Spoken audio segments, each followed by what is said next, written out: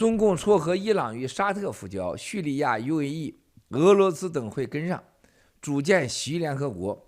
习死黄已经向西方全面发动了货币、能源、金融、病毒等超限战。请问七哥，习死黄将会给人类带来多大的灾难？他个人的命运会是什么样的结局？我觉得啊，我一直告诉大家了，习一定是突然性的死亡，50%到60%是个人的疾病，啊，就是颈椎，啊，剩下的就是40%，啊，是国内把他推翻，老百姓就是党内人把他推翻，啊，有可能就是韩正，也有可能在王岐山没被抓以前，也可能王岐山，或者是军队的这些人，啊，反正我觉得习过不了2025，他过不了2025，啊，然后呢，多大灾难，全人类将永远为此付出代价，永远，我说的永远啊，为什么？你没法想象俄乌战争，你没法想象中共打台湾，你没法想象10几亿中国人跟全世界为敌。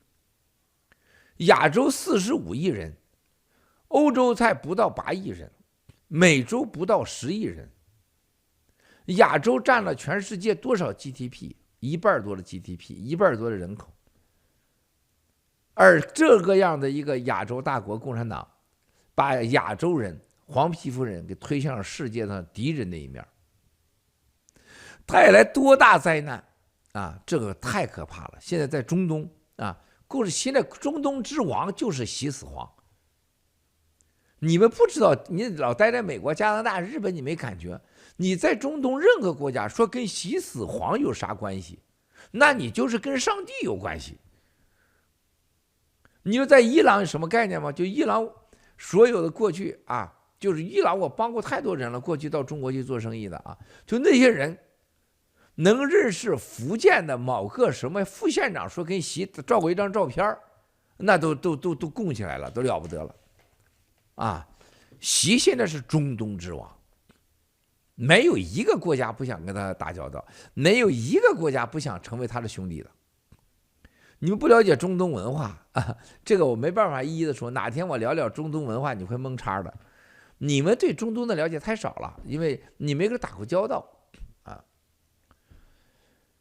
这个灾难不可想象，甚至会毁灭人类的可能性都是有的。它会导致世界啊动用核战争。原来最有动机、最敢用的打核战争，都以为是俄罗斯。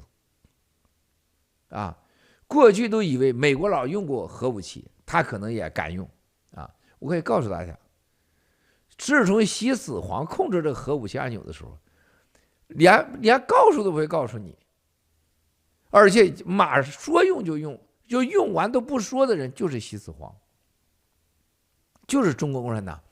美国人绝对意识不到今天，没有任何人相信。为什么？这是他的逻辑思维和文化决定的。他认为你不敢这么用啊，你用了你也完了啊，你敢吗？你绝对不敢。这就像美国人坚决不会相信共产党会把病毒放给全世界，坚决不相信。他就是共产党还敢说这是美国实验室搞的，这是美国人干的，就这都是美国人不敢想象的事情啊，他就敢干了。就像美国人做梦都不敢相信8964把坦克车直接从天安门把人给撵过去，他不相信。美国人也绝对不相信2019年习死黄把香港给砸成臭港，1万多人小孩消失了，没有人相信的啊！